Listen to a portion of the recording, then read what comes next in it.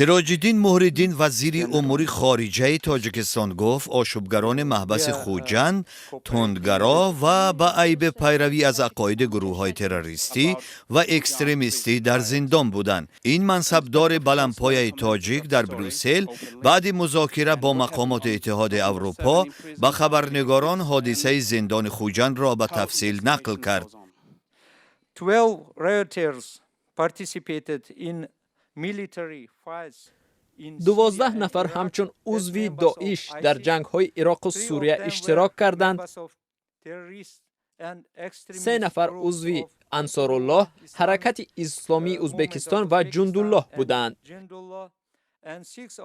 6 نفر باقی مانده جنایت‌های وزنی را مثل راهزنی و کشتار، قاچاق مواد مخدر صادر کردند.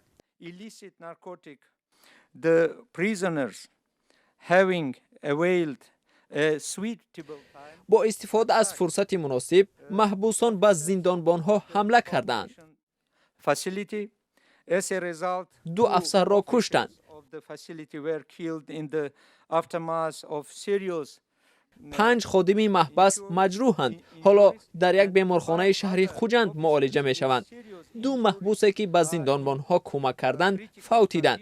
برای جلوگیری از عملهای غیر قانونی آشوبگران، مأمورین به آنها مذاکره کردند. حتی بعد تیراندازی های هشدار دهنده هم آشوبگران آرام نشدند. آنها تلاش کردند که از مؤسسه های اصلاحی فرار کنند. 21 نفر آنها آوان این کوشش به قتل رسیدند.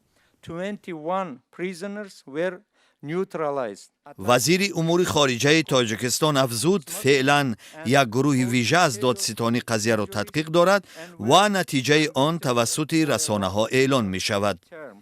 The prison administration applied disciplinary در گذشته مأموریت زندان آشوبگران را چندین بار جزای انتظامی دادند. the internal regulations of this facility. آنها قاعده های زندان را ویران کردند.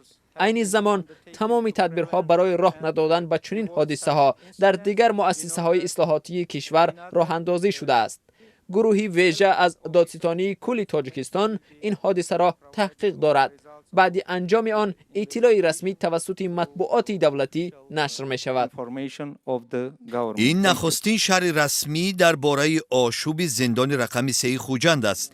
این حادثه شب 7 به 8 نوامبر به وقوع پیوست. روز 15 نوامبر رئیس و 6 کارمند این زندان بازداشت شدند.